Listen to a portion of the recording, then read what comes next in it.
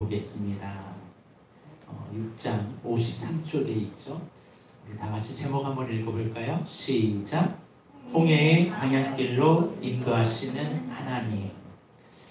여러분 한번 생각해 보세요. 이스라엘 백성이 되어서 애굽의 노예로 살았는데 모세를 통해서 10가지 재앙을 일으키는데 이스라엘 땅이 살고 있는 고센 땅은 하나님이 재앙을 내리지 않고 저 애굽 땅에만 파리, 메뚜기, 흑암, 장자 막 그런 재앙만 계속 일어난다고 보세요.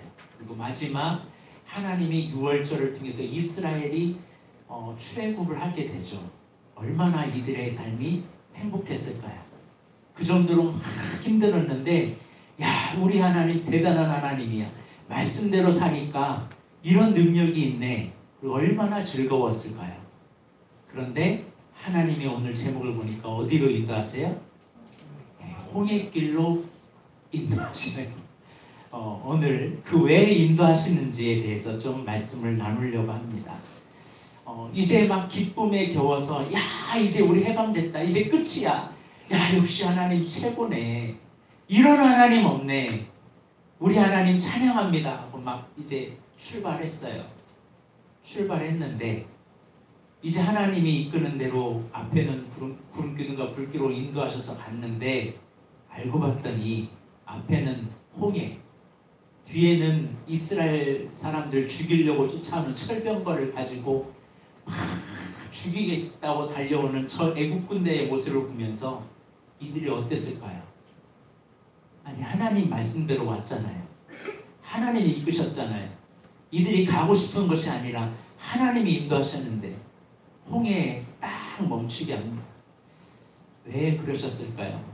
이스라엘 백성들 한번 골려주려고 그랬을까요? 너희들 한번 골탕 좀 먹어봐라. 너희들 한번 나 떠났으니까 한번 너희들 나 떠났으니까 나를 배신한 대가가 어떤 건지 보여주겠다라고 했을 걸까요? 우리도 마찬가지입니다. 이스라엘 백성들만 그런 게 아니라 우리들도 그래요. 우리들도 하나님 만나고 하나님밖에 없습니다. 역시 하나님 살아계십니다. 이 하나님 나 영원히 놓치지 않고 주님 살겠습니다. 그리고 이제 하나님을 의심치 않겠다고 하고 하나님 믿겠다고 하는데 갑자기 막 사업이 꼬이고 인간관계가 꼬이고 신앙관이 막 꼬이고 그러면서 갑자기 홍해 앞에 딱 서요. 아무것도 의지할 수 없는 그런 절박한 환경에 다 하나님이 놓이게 할 때가 있더라고요. 근데 나중에 그게 없었다면 과연 내가 여기 있었을까? 저는 그 홍해가 군대거든요. 군대에 제가 하나님 앞에 서원을 하고 그리고 믿음으로 나아갔지만 헷갈린 짓 해가지고 제가 오른손 잘려야 되는 교통사고 나가지고 큰 위기가 되어서 하나님이 고쳐주시니까 얼마나 감사했겠어요. 하나님 역시 살아계신다고. 주님은 역시 나와 함께 하신다고. 저 이제 주님을 위해서 살겠어요. 라고 했는데 군대로 다 보내더만 저를 완전히 밑바닥으로 막 고생을 시켰어요. 그러면서 나중에 깨달은 게 뭐였냐면 이러려고 나에게 이 광야를 주셨구나. 이러려고 나에게 홍해 앞에 딱 서게 하셨구나. 이전에는 내가 하려고 하고 내 힘으로 하려고 하고 내 마음대로 하려고 했던 나의 모습을 완전히 깨트려 버리시더라고요. 그런데 오늘 저와 우리에게 이 홍해 앞에 누구든 다 서게 됩니다. 그 전에 우리가 지난주에 무슨 말씀을 배웠냐면 3가지 오리엔테이션. 성부 하나님께 으뜸 드리겠습니다. 성자 예수님께 죄 없는 삶 살겠습니다. 성령님의 구름기둥을 불기둥으로 인도함을 받은 것처럼 이제 성령님의 인도함을 받겠습니다. 그렇게 결단했지만 막상 하나님이 구원해 주실 때 너무나 좋지만 막상 내 힘으로 살려고 할 때 갑자기 3가지 언약이 사라지거든요. 그럴 때 고난의 환경에 딱 집어넣으면 그게 떠올라요. 내가 그거 잊고 살았구나.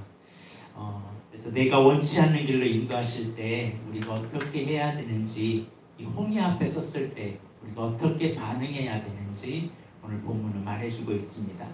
우리 강일혜 집사님 54쪽 제일 위에 한번 읽어주시겠어요?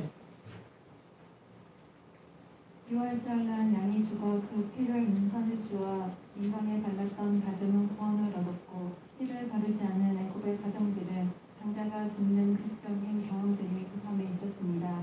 이런 일을 겪은 후 그들이 출애굽할 때에는 정말 감격과 설레임과 기대가 있었습니다. 그들이 애굽을 떠나자마자 하나님은 낮에는 구름 기둥으로 밤에는 불 기둥으로 그들을 인도하셨습니다. 마지막에 고통을 타서 긴 여행을 떠나는 그들 앞에 나타난 그 하나님의 임재를 보았을 때 그들의 느낌이 어떠했겠는가 상상할 수 있습니다. 그러나 잠시 후 그들은 스스로의 힘으로는 감당할 수 없는 절대절명의 상황에 처하게 됩니다. 하나님은 무엇 때문에 쉬운 길을 두고 어려운 길을 걷게 하십니까?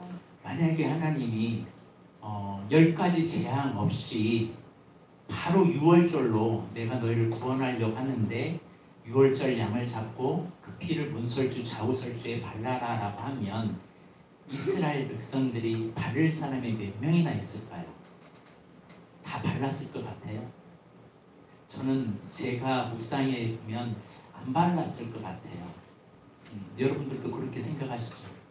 10가지 과정을 경험하면서 하나님 말씀대로 살아야 사는구나. 그러지 않으면 큰일 나는구나. 그걸 알고 나서 그 다음에 유월절 양을 잡아서 그렇게 하러 가니까 이스라엘 백성들 중에 한 사람도 거절하지 않고 그대로 행하더라고요. 이 하나님이 배려하시는 것 같아요. 우리를 믿고 하나님이 우리를 믿고 내가 너 믿을 테니까 유월절 양 잡아. 그래야 네가 살아. 말쳐도 때로는 우리가 어겨요.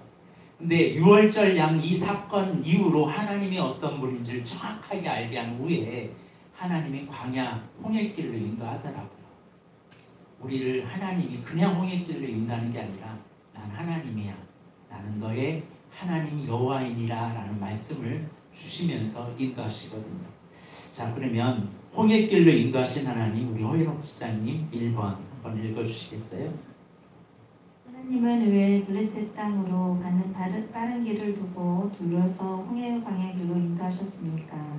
이 백성이 전쟁을 하게 되면 마음을 돌이켜 애굽으로 돌아갈까 하셨음입니다. 네. 원래 가면 3, 4일이면 가는 길이에요. 홍해 말고 가나안 쪽으로 이렇게 가면 3, 4일로 가는데 만약에 3, 4일로 가가지고 가나안 진역에 바로 갔으면 이들이 전쟁을 만나 그 가나안 민족들과 전쟁을 해야 되거든요. 근데 전쟁을 할 때 전쟁을 하면서 하나님의 능력이 아니라 자기 힘으로 싸우다가 다 무너지고 다 쓰러져서 이제 패망하거든요. 그리고 전쟁이 두려워서 하나님 없다 할까봐 하나님은 그들을 돌려서 훈련하는 과정이었습니다. 우리들도 마찬가지. 하나님이 급하게 나를 빨리 쓸 수도 있어요. 근데 너무 빨리 쓰다가 내 힘으로 하니까 나의 힘을 완전히 빼기 위해서 홍해로 돌리세요. 의도적으로. 지름길이 있어요. 빨리 사용되는 길이. 제가 보면 사역자들을 하나님이 쓰실 때요, 이 길을 반드시 경험하게 하시더라고요. 여러분 바로 하나님 앞에 쓰임 받고 싶잖아요. 우리는 하나님 나를 써 주옵소서. 내가 여기 있사오니 나를 사용하여 주옵소서. 그런 나를 바로 즉흥적으로 사용하면 얼마나 좋겠어요. 근데 아직도 있고 고집도 있고 나의 이성이 강하고 내 뜻대로 하려고 하는 나의 성질 꼬라지가 있는데 그대로 했다가는 하나님께 영광 돌리기보다 넘어져요. 그래서 우리는 때로는 급하게 사역보다 하나님 앞에 훈련된 과정이 필요합니다. 그래서 민수기에 여호와의 군대로 부를 때는 반드시 훈련 과정이 있어요. 민수기 이제 공부하면 그걸 알 텐데 훈련을 강하게 하십니다. 우리의 믿음의 사람들도 마찬가지예요. 하나님은 바로 사용할 수도 있지만 급하게 사용하기보다 훈련해요. 그래서 선교사님들이 가끔 처음에 열정 가지고 나가요. 근데 훈련이 안 되면 나중에 그 열정으로 돌아와서 실족하고 돌아와요. 하나님이 함께하지 않았다는 거예요. 함께하지 않은 게 아니라 훈련하는 과정이에요. 오늘 우리의 삶도 마찬가지. 자, 왜냐? 그 밑에도 읽어주시겠어요? 인간의 마음이 얼마나 간사한지 아셨습니다. 형편이 좋아지면 교만하여 은혜를 잊어버리고 형편이 기대했던 것에 미치지 못하면 실망하여 옛사람의 구조로 돌아가는 것을 아셨습니다. 그래서 하나님을 믿을 수밖에 없도록 그들을 고난도의 훈련장으로 인도하십니다. 저희 교회에 처음 개척했을 때 한 청년이 있었어요. 청년이 포스코만 들어가면 제가 주를 위해서 살겠습니다 하고 작정 기도하고 막 기도하면서 주님 앞에 있었어요. 그래서 진짜 하나님이 어려운 과정에 포스코에 들어가게 해주셨어요. 그리고 간증을 했어요. 이제 주를 위해서 이 교회에 뼈를 묻겠습니다 라고 간증했는데 포스코에 들어가고 삶이 조금 평안해지고 그러니까요. 점점 교회를 안 나와요. 그리고 이성관계에 쭉 빠져요. 그리고서 점점 교회를 멀리 하다가 나중에 교회를 떠나더라고요. 그리고서 자기 마음대로 막 해요. 결혼도 했어요. 근데 나중에는 이혼하고 아픔을 경험하더라고요. 그러니까 하나님 앞에 우리 인간을 너무 잘 아시기 때문에 하나님 앞에 그때의 마음은 진짜 나 하나님 위해서 살겠어요. 근데 훈련을 안 받으면 사람은 금방 옛날로 돌아가더라고요. 상황이 좋아지면 옛날로 돌아가요. 그래서 우리를 의도적으로 어디로 인도한다고요? 홍해 앞에 딱 서게 해서 내 힘으로 절대 할 수 없을 정도로 만들어 주시더라는 거예요. 고강도의 훈련을 시킨다는 거죠. 자, 2번 우리 이영민 집사님.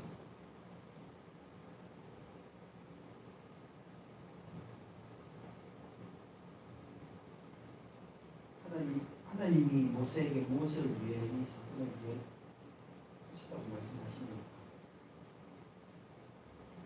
네, 답도 읽어주세요. 바로를 인도해 내어 홍해에 수령시킴으로써 하나님께 오늘 영광이 있음을 말씀하십니다. 애국 사람에게 얻으실 영광, 이스라엘에게 얻으실 영광이었습니다. 네.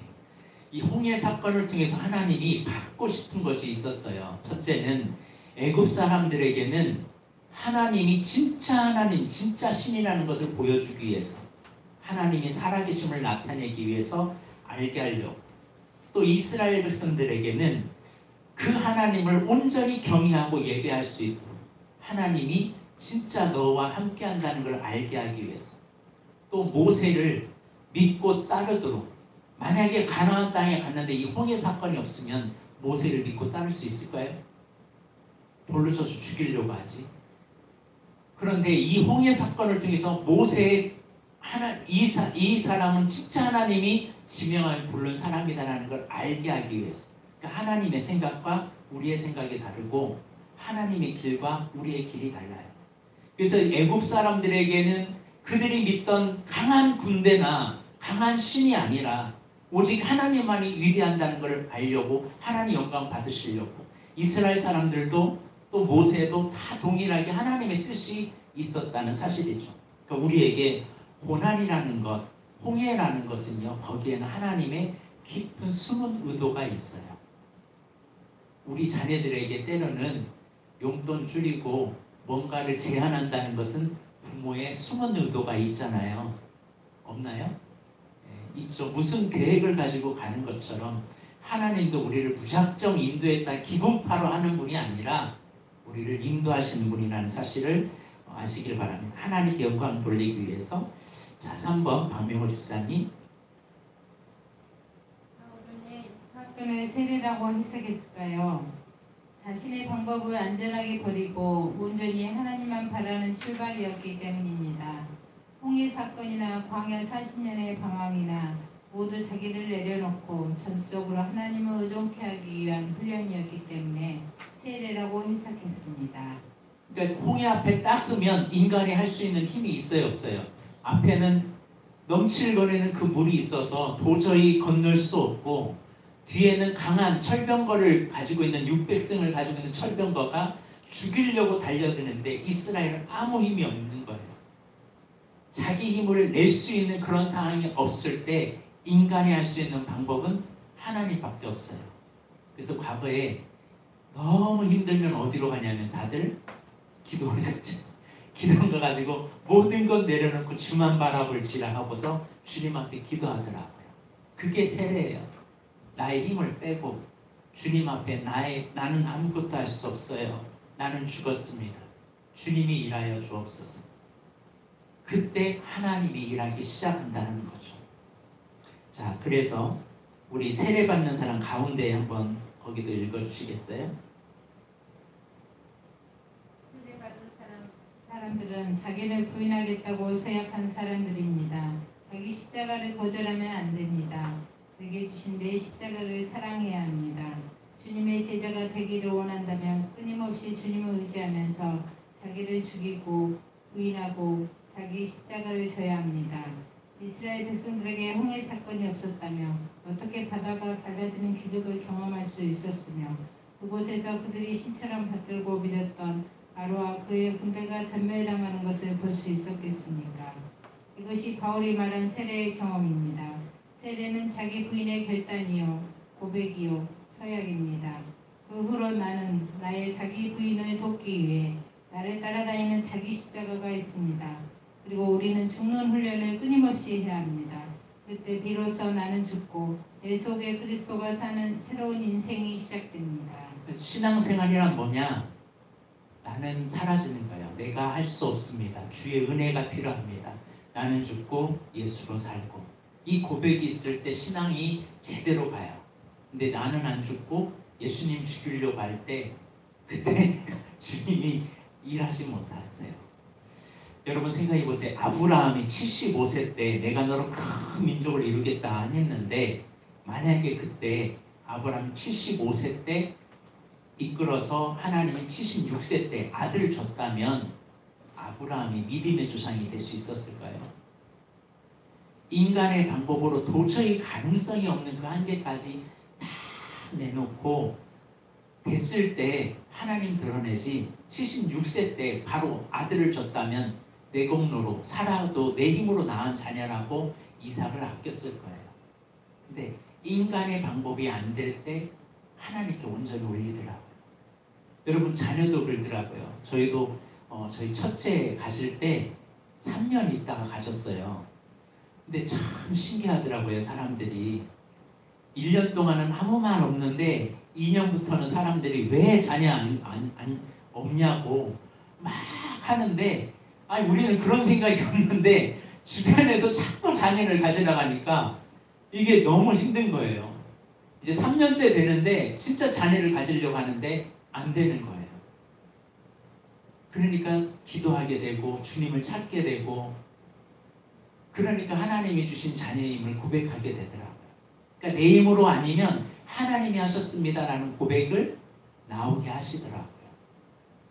그러니까 그 자녀를 아브라함은 내 자녀이지만 내가 준 자녀가 아니라 하나님이 주신 자녀라고 생각이기 때문에 하나님이 이삭을 번제로 드리라고 했을 때 그 아내한테 말도 안 하고 그대로 가서 순종하는 그 아브라함의 모습을 통해서 자기 부인이 철저하게 됐던 사람임을 알 수 있습니다. 왜냐? 경험했잖아요. 내가 힘으로 내 힘으로 아들을 낳으려고 했는데 그 아들 낳아가지고 가정이 풍지박살 났잖아요. 이스마엘 낳아가지고 서로 사라와 하갈 간에 문제가 생겨가지고 그 집은 보낼 수밖에 없는 상황까지 왔잖아요. 그러니까 우리 힘으로 살면 때로는 넘어집니다. 그러니까 하나님이 모세를 80세 때까지 기다리세요. 왜 기다렸을까요? 40대까지는 내가 이스라엘을 구원하게 했다. 막 이 강함이 있었잖아요. 근데 40년 동안 침묵하고 계셨어요. 뭐 하도록? 자기 부인하도록. 얼마나 애굽에서 말을 잘했던 사람 아닙니까? 애굽의 모든 교육을 다 받았던 사람이고 싸움도 엄청 잘했던 사람이잖아요. 근데 떨기나물 불꽃 가운데서 주님 만나고 주님 부르실 때 모세의 말을 여러분 아시죠? 나는 할 수 없어요. 나는 입이 뻣뻣해서 말할 줄 알지 못합니다. 얼마나 밑바닥까지 갔습니까? 왕자가 처가살이하고 왕자가 완전 자존심 다 부기면서 아내가 독살 맞는 아내였어요. 성경에 그게 안 나오지만은 아들을 낳으면 할례를 행하는 거 당연한 거예요. 이스라엘 사람들은. 그런데 할례를 못해요. 왜? 십보라가 나중에 이제 그 모세가 사명을 받고 모세가 죽을 것 같으니까 알고 봤더니 할례 행하지 않으니까 그런다는 것을 알고서 이는 피난편이다라고 말하면서 그때 할례를 행하거든요. 그 전에 할례를 행했어야 되는데 할례를 안 해요. 아내가 얼마나 무서웠던지. 당연히 해야 되는 걸 아는데도 못했어요. 그 정도로 모세가 힘이 완전히 밑바닥까지 빠져버렸어요. 자기 주장이 강하고 자기 능력이 강하고 내가 내 마음대로 했던 사람이 아무것도 하지 못하는 그렇게 무능한 사람으로 만들어서 이제 넘어지게 만들더라는 거예요. 다윗도 마찬가지입니다. 다윗도 홍해가 있었잖아요. 하나님께 기름 부음을 받고 하나님이 그 다음에 멋지게 사용한 게 아니라 사울에게 쫓겨가지고 정말 광야에서 떠돌이 인생 살고 여기저기 빈대처럼 붙이면서 살고 얼마나 죽음의 위기 속에 계속 하나님만 바라볼 수 있는 그런 환경 속에 살아야 했잖아요. 그 다음에 다윗의 왕국을 이루었지 하나님 바로 다윗의 왕국을 주시지 않았다는 사실입니다. 한마디로 홍해가 뭐냐? 내가 지금까지 나를 주관하고 있었던 옛사람 사탄을 완전히 몰살시키는 거예요. 애굽의 문화, 애굽의 문명, 애굽의 사상, 애굽의 그 의식들을 다 내려놓는 그게 아니라는 거. 그거 다 내려놓고 오직 하나님만이 주인이라는 걸 알게 하시는 거죠. 내가 완전히 죽을 때 사탄도 죽어요. 내가 완전히 무너질 때 내가 넘어질 때 홍해 속에서 그 옛사람이 완전히 무너지는 것처럼 이게 세례잖아요. 세례가 뭐예요? 나 옛사람 이제는 벗고 새 사람으로 살겠습니다. 그리스도 예수를 내 삶의 주인으로 모시고 살겠습니다 하고 옛사람을 죽고 새 사람으로 살겠다는 결단이 이 세례거든요. 그러므로 오늘 우리의 삶 가운데 이런 세례가 있기를 바랍니다. 자, 정경물 집사님 그 55쪽 1번 한번 읽어주시겠어요? 위기가 왔을 때 그들은 어느 편에 서 있었습니까? 원망하는 자리, 불평하는 자리, 하나님을 대적하는 위치, 하나님과 원수된 자리. 네, 계속 읽어주시겠어요? 가만히 서서란 뜻은 야착으로 자리를 잡다, 위치를 잡다, 서다라는 의미입니다. 위기 시에는 자신이 어느 편에 서야 할지 빨리 위치를 결정해야 합니다. 하나님을 원망, 불평하거나 대적하고 방해하는 위치에 서면 결국 하나님과 원수가 되어 심판을 피할 수 없습니다. 어려울 때일수록 신의를 지켜야 합니다. 이제 홍해 앞에서 우리가 이 홍해를 어떻게 극복해야 되는지 홍해 앞에 바로를 수장시키는 방법, 사단을 죽이는 방법이 뭐냐? 어려움이 왔을 때 우리가 서 있는 자리를 잘해야 된다는 거예요. 적의 편에 있지 말고 하나님 편에 서 있으라는 거예요. 여기서 가만히 서서라는 이 야차부라는 단어는 내가 서야 할 자리를 아는 거예요. 그러므로 우리는 어떤 일이 있을 때 적이 좋아하는 일을 하면 안 돼요. 내가 어려운 일이 있을 때 내 말 한마디가 적이 좋아할 말 하면 안 돼요. 우리 죽었다. 우리 끝장났다. 그 소리는 누가 좋아할 말이에요? 악한 자가 좋아할 말이잖아요. 하나님이 좋아하는 하나님의 자리에 딱 서야 돼요. 근데 위기가 올 때 어떤 사람들은 안티 세력 쪽에 있거나 이적 행위를 하는 경우가 있습니다. 우리는 위기를 만났을 때 내가 서 있는 자리를 제대로 서 있어야 됩니다.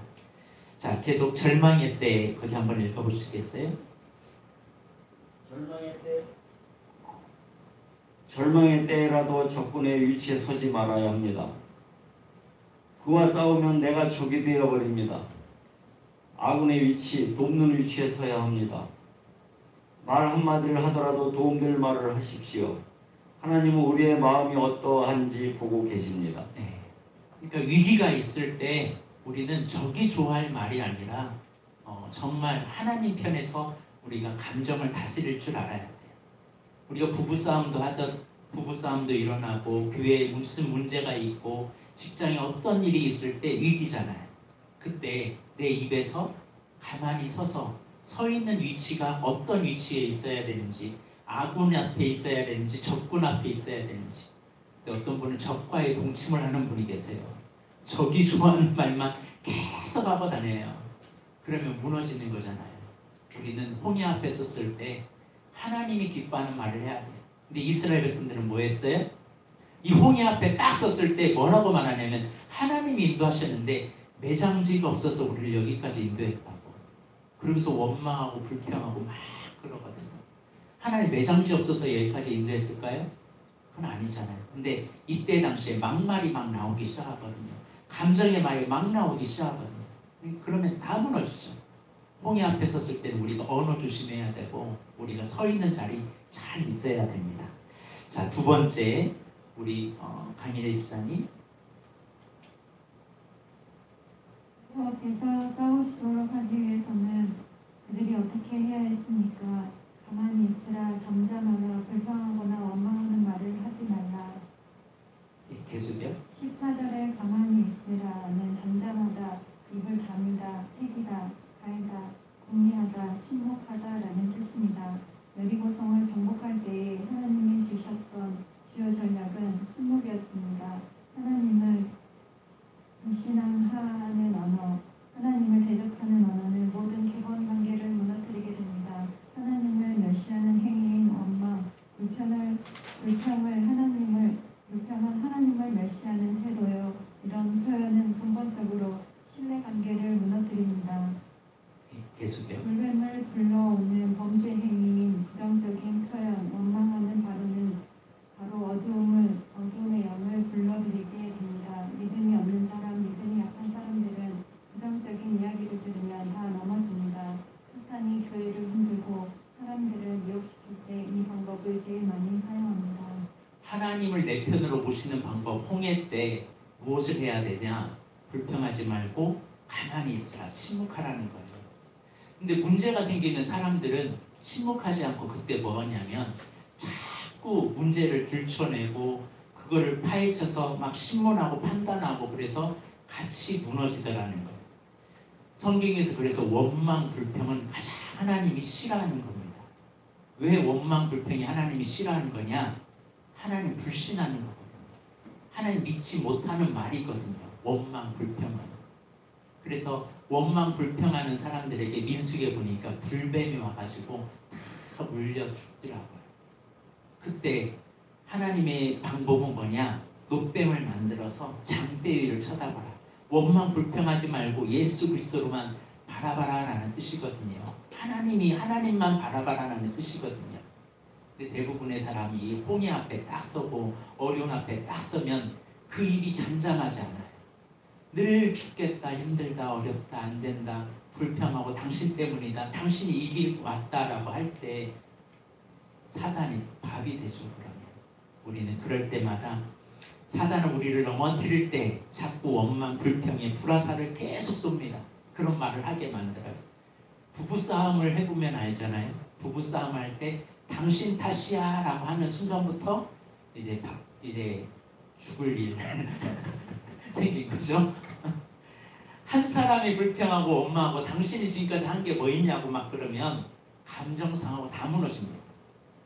여리고성 전략에 하나님이 침묵하라는 것은 얼마든지 하나님 말하게 할 수 있어요. 근데 그때 당시에 하나님의 방법으로 말을 하게 했다면 아마 그 여리고성 점령하기 전에 서로 싸우고 난리 났을 거예요.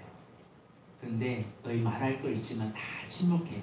여리고성 돌 때 말 한마디 하지 마. 오직 하나님만 바라봐. 합심, 침묵, 순종이 있을 때 여리고성이 무너졌어요.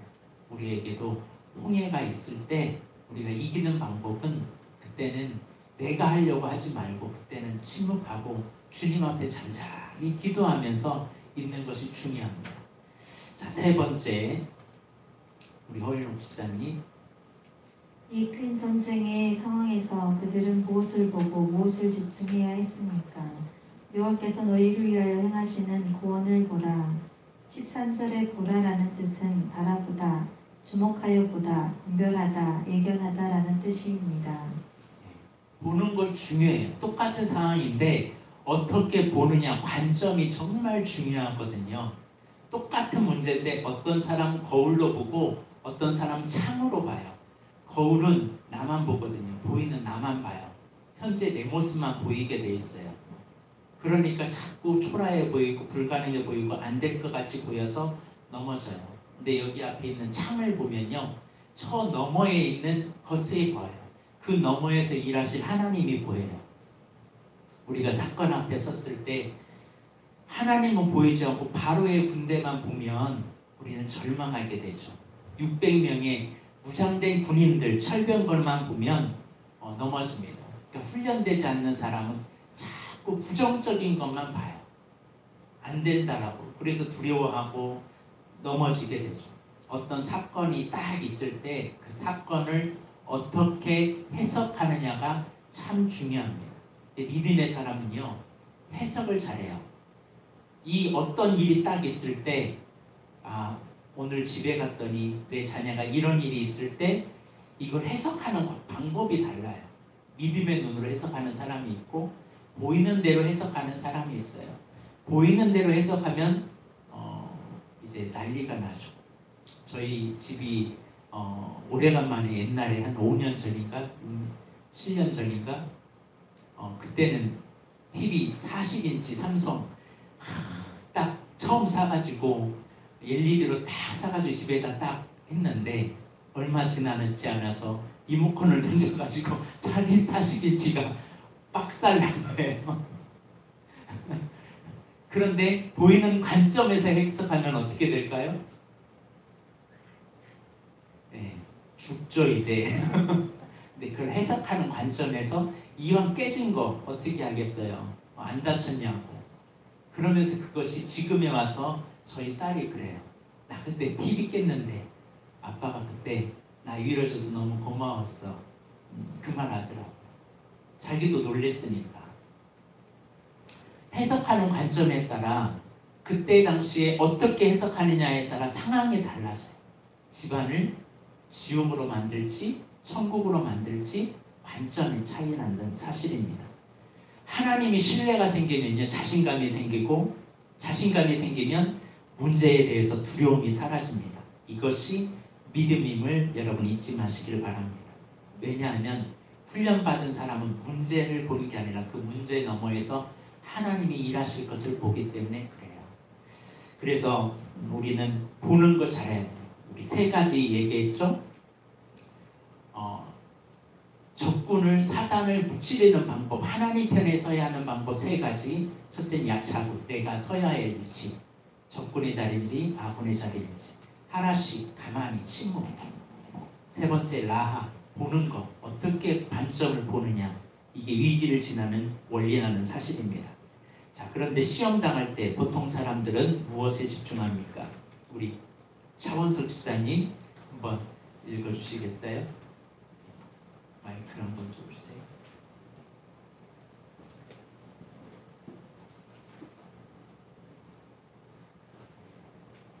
기도하면 믿음입니다. 기도하면 아니 그 위에 거요. 넘칠 때는 가운데 시험 당할 때 보통 사람들은 시험 당할 때 보통 사람들은 무엇에 집중합니까? 넘실대는 홍해의 바닷물을 보고 절망한다. 중무장한 애국 군대를 바라보고 두려워한다. 이 전쟁을 감당할 수 없는 연약한 자신을 보고 염려하며 낙담한다. 이런 위기 가운데 자신을 몰고 간 하나님 운명 자신의 처지를 비관한다. 네. 그러니까 넘칠대는 홍해를 보는 거죠. 환경만 봐요. 중무단은 애국 군대를 바라보고 이 전쟁은 감당할 수 없는 연약한 자신을 보면서 막 문제 앞에 떨고 있는 두려움에 떨고 있는 모습을 보게 됩니다. 똑같은 환경이고 똑같은 상황인데 훈련된 모세와 훈련되지 않는 이스라엘의 반응이 다르더라는 거죠. 훈련된 모세는 이때 뭐예요? 너희는 가만히 있어서 주가 하나님 되심을 알지어다 라고 하나님 바라봐요. 근데 훈련되지 않는 사람은 뭐예요? 불평하고 원망하고 매장지가 없어서 여기까지 왔냐, 우리 애국으로 돌아가자, 이런 말을 하더라고요. 하나님이 그런 우리들이기 때문에 자꾸 사역을 하면서 네가 하는 게 아니야, 내가 할 거야. 그래서 자꾸 깨는 거예요. 자꾸 넘어뜨리는 거예요. 왜? 훈련되지 않았으니까 훈련시키는 거거든요. 그러니까 우리가 하나님의 말씀대로 빨리 나를 내려놓으면 그만큼 행복하게 신앙생활 할 수 있어요. 근데 내가 하려고 막 몸부림치면요, 이 교회 생활하는 것처럼 힘든 일은 없어요. 그래서 오늘 우리의 삶에 똑같은 상황이고 똑같은 환경인데 차이가 있어요. 믿음의 차이, 시선의 차이예요. 세상에서 눈을 돌려 하나님을 바라보는 이 시선이 참 중요합니다. 자, 계속 읽어주시겠어요? 기도하면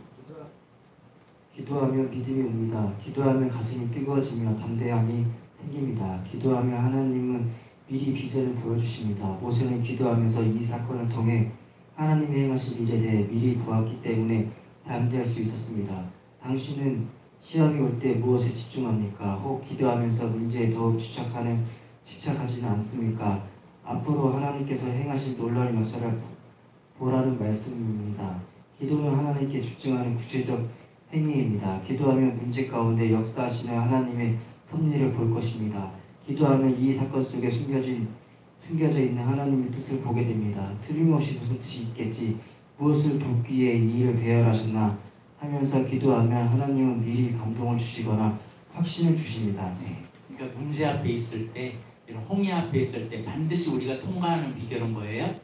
기도예요. 기도. 하나님 바라보기. 근데 사단이 원하는 것은 자꾸 적의 편에 있기 원하고 불평 원망하기 원하고 하나님을 보지 않고 환경만 보게 만들어요. 우리는 사단을 수장시키는 홍해가 있기를 주의 이름으로 축복합니다. 자, 58조. 자, 그러면 홍해를 건넜을 때의 반응이에요. 이제 이들은 홍해를 건넜어요. 훈련되지 않았던 이스라엘 백성들은 원망하고 불평하고 막 대적하고 이 안티의 세력에 딱 섰지만, 그러나 모세는 그때마다 하나님을 바라봤어요.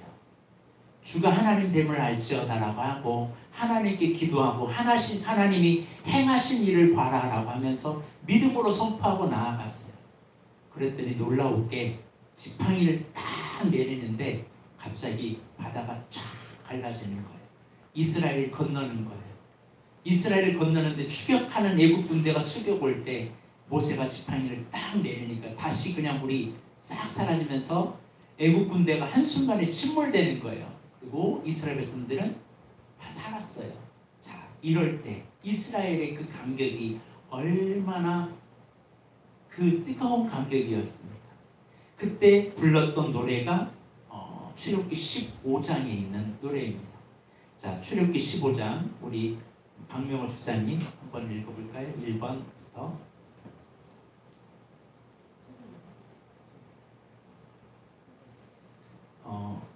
홍해를 건넌 자들이 부르는 영광의 노래, 거기 한번 승리하신 하나님에 대하여 어떻게 표현하고 있습니까?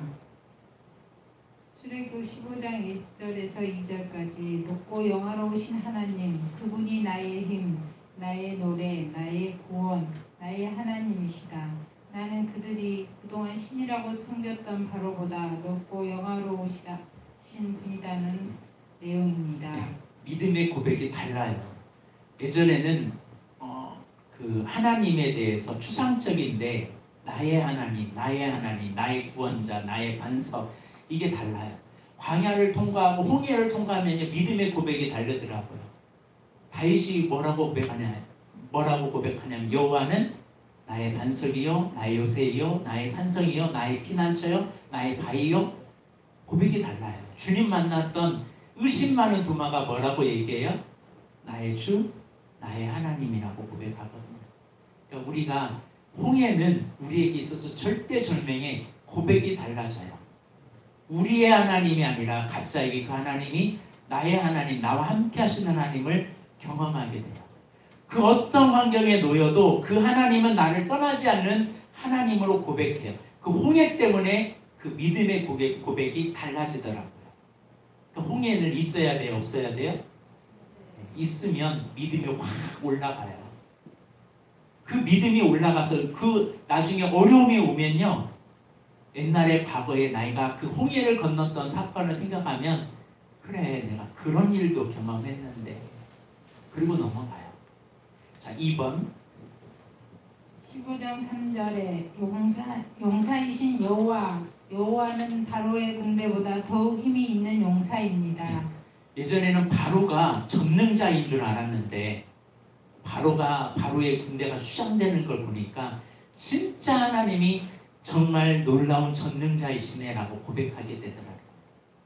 이전에는 애굽이 너무나 뛰어나 보였어요. 근데 애굽보다 더 뛰어난 하나님이라는 것을 고백하더라고요.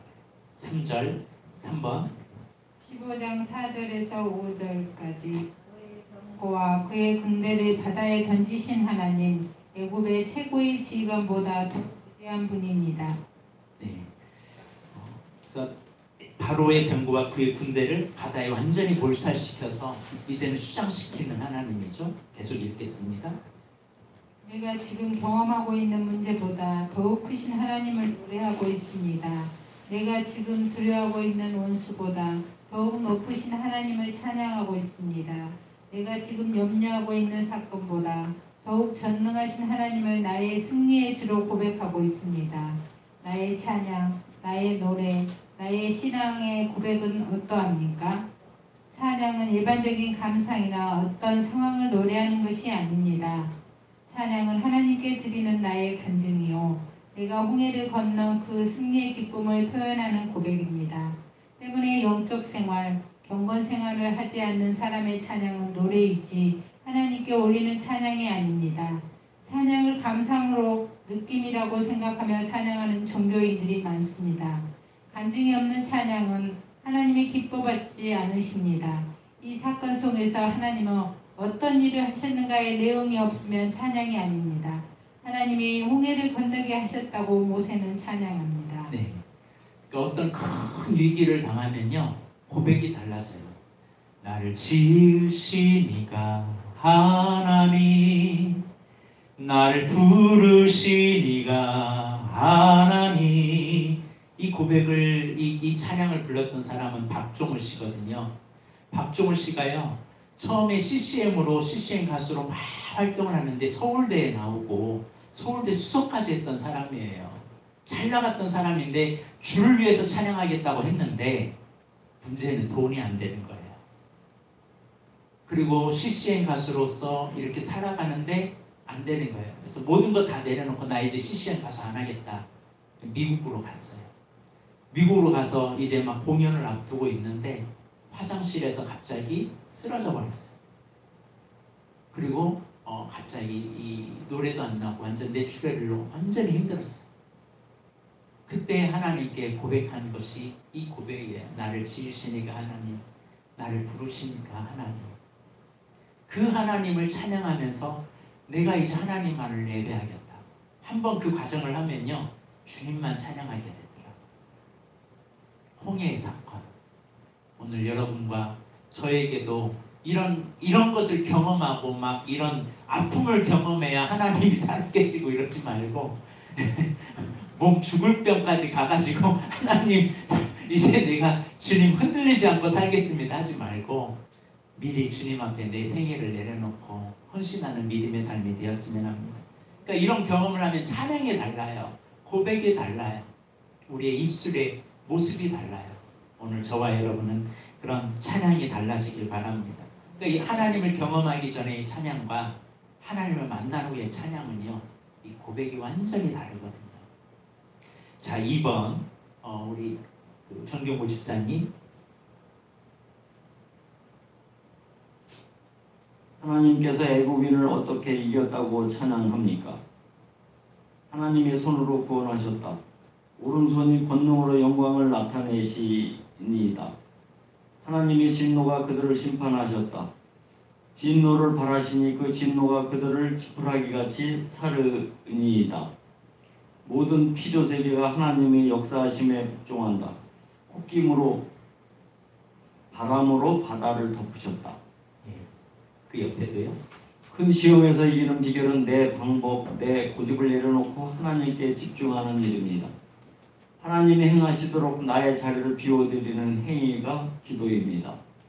지난 나의 과거의 사건들을 돌아볼 때 나의 큰 시험 중에서 하나님이 행하셨던 일을 나누어 봅시다. 우리의 삶에 처음에는 사람이 기도 안 해요. 근데 앞뒤도 막고 뒤도 막히고 오직 하나님만 바라볼 때 그때 나의 고집도 다 내려놓고 교만함도 내려놓고 나의 아직도 다 내려놓고 그때 하나님을 바라보더라고요. 그리고서 그 문제가 해결되면 하나님이 하셨습니다. 하나님이 하셨습니다. 하나님이 하셨습니다라고 고백하더라고요. 오늘 저와 여러분은 이 하나님의 손으로 하나님이 심판하시고 하나님의 역사심에 복종한다는 사실을 깨달고 그 하나님만을 의지하며 살아가는 우리 모습이 되었으면 합니다. 자, 그러면 이스라엘을 왜 이렇게 인도하려고 할까? 왜 이스라엘을 출애굽시키고 애굽에서 탈출시키고 하나님 우리를 구원하는 이유가 뭘까?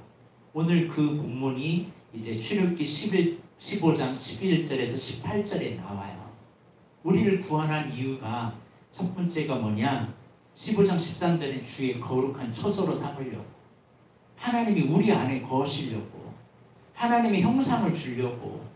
그러니까 우리는 살면서 계속 주님을 모시는 거룩한 성소가 돼요. 우리 교회도 그냥 건물만에 있는 교회가 아니라 하나님의 임재가 있는, 두렵고 떨림으로 이 교회를 다니셔야 돼요.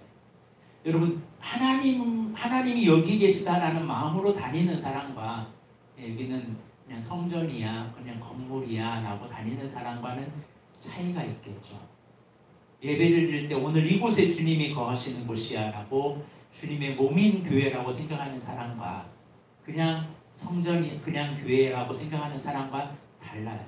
우리는 늘 그래서 내가 거룩한 초소고 우리 교회가 거룩한 성전이고 이렇게 만들려고 하는 주님 앞에 있기를 바랍니다. 그래서 우리는 늘 거룩하기 위해서 우리 집이 깨끗할 수 있도록 나를 정결하는 믿음의 삶이 있기를 바랍니다.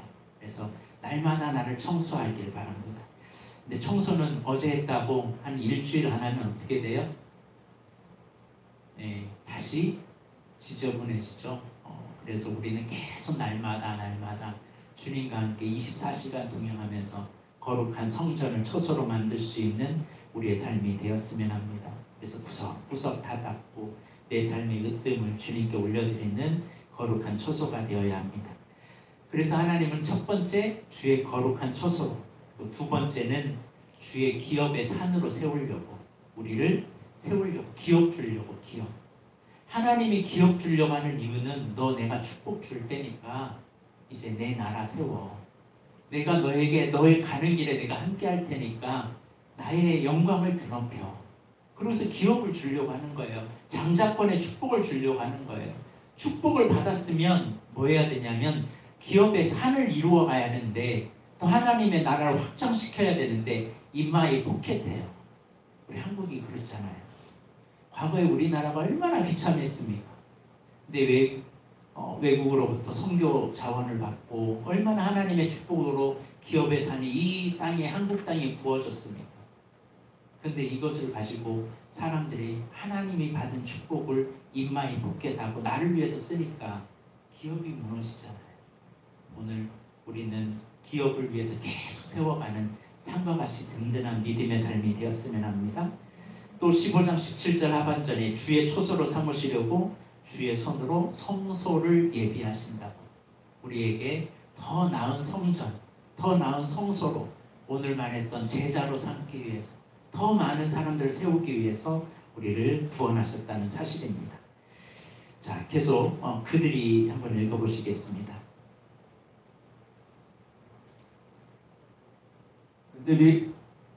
그들이 그들 앞에 있는 홍해를 염려하고 바로의 군대를 두려워할 때는 보이지 않았던 언약의 땅 가나안을 다시 소망의 눈으로 바라보게 되었습니다.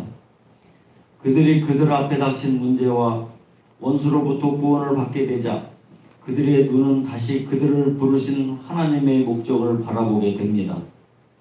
하나님은 그들을 주의 거룩한 처소로, 주의 기업의 산으로, 주의 성소로 삼으려고 인도하셨습니다. 우리가 어려움을 겪을 때마다, 광야의 아픔을 지날 때마다 우리를 부르신 아버지의 소원을 생각하면서 그분을 모시기에 합당한 처소로 성화되어 가야 합니다. 정상적인 광야의 훈련을 받은 그리스도인은 그 세월만큼 성숙하고 그 고난의 횟수만큼 성화됩니다. 성경 안에 광야의 훈련이 없었던 지도자가 있습니까? 없습니다. 그 이유가 여기 있습니다. 하나님의 사람들은 반드시 광야를 통과하게 하지 않는다. 광야라는 것을 반드시 통과하게 해서 자기 부인하게 만들어요. 자기 부인하게 만들고 한 번의 광야로 끝나는 게 아니라 그 훈련이 하나님이 어떤 분을 정확하게 만난 이후에 자꾸 우리가 죽었는지 안 죽었는지 확인하세요. 그래서 오늘 우리의 삶 가운데 나를 내려놓고 나의 방법을 내려놓고 나 중심이 아니라 주님 중심으로 주님 방법으로 살아가는 우리의 삶이 되었으면 합니다. 자, 적용 질문에 하나님께서 가까운 길을 두고 의도적으로 먼 길로 나를 이끄신 사건이 있습니까? 한번 말해볼까요? 혹시 있으신가요? 여기까지 오시느라고 고생 많으셨죠? 이렇게 하면 이해가 되시죠? 광야의 인생 가운데 우리를 왜 그렇게 절대 절망의 그 환경에 놓이게 하고 지금 여기까지 오게 하신 이유가 뭔지. 근데 그때 당시에 광야에는 정말 내 힘으로 살려고 몸부림쳐 왔고 하다가 하나님밖에 없어서 하나님 만난 사람들이 참 많습니다.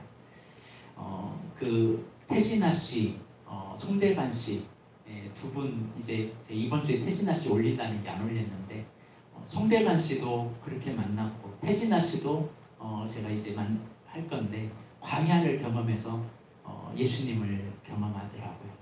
광야가 없이 하나님 앞에 서 있는 사람은 없어요. 오늘 우리 앞에 있는 홍해 앞에 있을 때 여러분 주님만을 바라보며 나아가길 바랍니다.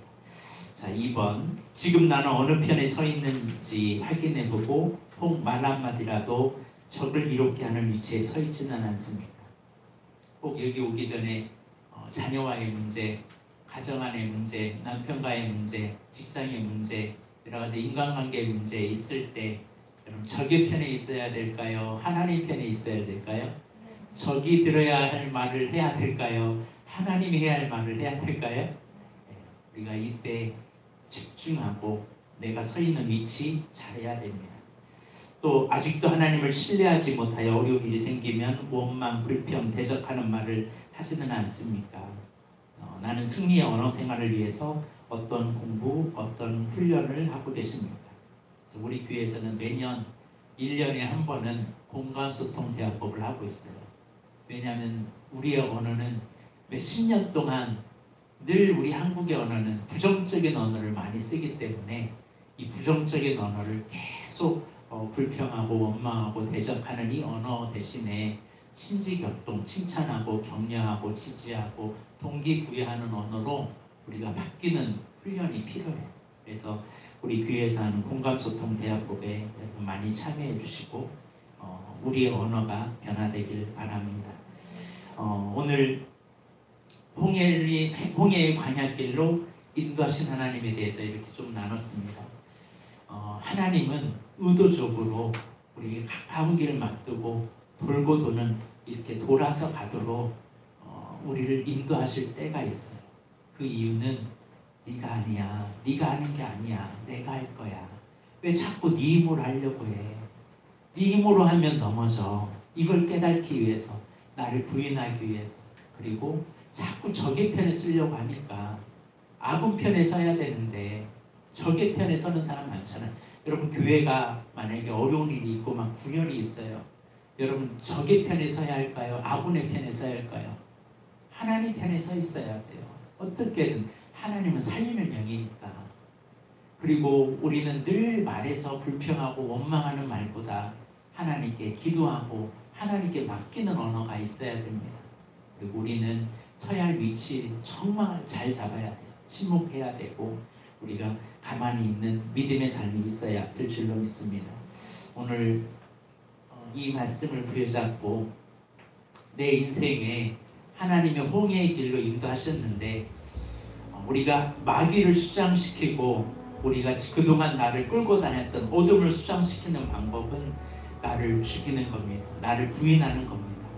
그러려면 내가 어느 위치에 서야 되는지, 내가 어떤 자리에 서야 되는지, 그리고 내 입술로 무슨 말을 해야 되는지, 그리고 나의 관점, 이것을 볼 때 반드시 하나님 무슨 뜻이 있을 거야 라고 하나님을 바라봐야 되는데 환경을 보고 넘어졌던 우리들의 모습은 아닌지 오늘 하나님 내 눈이 내 시선이 달라지게 하여 주시고 내가 앉아있는 위치가 달라지게 하여 주옵소서. 복 있는 사람은 악인의 죄의 게임에 넘어가지 아니하고 오만한 자리에 서지 아니하고 오직 하나님이 앉으라 하는 그곳에 앉는 사람, 서는 사람, 말하는 사람임을 잊지 않고 살아갈 수 있도록 하나님 나를 붙잡아 달라고 오늘 말씀을 부여잡고 이제는 주님만 바라보며 살겠습니다라고 고백하며 나아가겠습니다. 기도하겠습니다. 하나님 감사합니다. 오늘 말씀을 통해서 홍해길로 인도하시는 하나님의 깊은 의미를 깨닫게 하여 주시니 감사합니다. 우리가 의존하는 것 없고 오직 하나님만을 바라보도록 이전에 지식으로만 알고 있었던 하나님을 이제는 입술로 그 하나님을 나의 주 나의 하나님이라고 나의 산성 나의 구원자 나의 반석 나의 피할 바위이심을 고백하기 위하여 우리에게 홍해라는 것을 주심을 감사합니다. 아버지는 홍해 앞에 섰을 때 우리가 어떤 말을 해야 되고 어떤 삶을 살아야 되는지 오늘 말씀을 깨닫게 하여 주시니 감사합니다. 우리 안에 부정적인 것, 불평, 원망이 다 사라지게 하여 주시고 믿음의 관점이 아닌 아버지 보이는 환경대로 살아왔던 것 용서하여 주옵소서. 이제 아버지 하나님 주님만 바라보게 하여 주옵시고 이 홍해 앞에 인도하실 때 어떤 환경에서도 아버지 하나님 우리가 낙심하지 아니하고 믿음의 눈을 들어 주를 바라보며 너희는 가만히 있어 주가 하나님됨을 알지어다라고 고백했던 모세처럼 우리들도 주님만 바라보게 하여 주옵소서. 우리가 성전되기 위하여 더러워져 있는 우리의 몸을 깨끗게 하여 주옵소서. 내 힘으로 내 마음대로 살아가려고 했던 우리들의 모습을 정결케 하여 주옵시고 더욱더 정결한 성전이 되어 주님의 기업의 산을 이룰 수 있도록 도와 주옵소서. 그래서 하나님이 사용하기에 합당한 그릇이 되게 하여 주시고 깨끗한 그릇이 되어 주님이 마음껏 쓰임받기에 합당한 주님의 자녀가 되어 수많은 사람들을 주님의 제자로 만들며 주님의 아버지 하나님 기업의 산으로 인도할 수 있도록 주여 붙잡아 주옵소서. 아버지는 그래서 우리의 입술의 고백이 달라지게 하여 주옵시고 이제는 적군의 편에 있지 아니하고 하나님 편에 있게 하여 주옵시고 이제는 아버지 하나님 내 힘으로 내 고백을 하는 것이 아니라 하나님의 말을 하고 다니며 입으로 선포하며 나아가 승리를 얻을 수 있도록 주여 붙잡아 주옵소서. 악한 자가 지금도 우리를 협박하고 넘어뜨리며 우리를 죽이려고 삼키려고 다가올 때마다 믿음의 주여 또 온전케 하신 주님 앞에 이 모든 문제를 이겨내므로 하나님이 하셨다라고 고백하며 그 고백 속에 나를 찾고 부인하여 주님 앞에 쓰임받을 수 있도록 우리를 사용하여 주옵소서. 홀로 영광 받으심에 감사하며 예수님의 이름으로 기도드립니다. 아멘.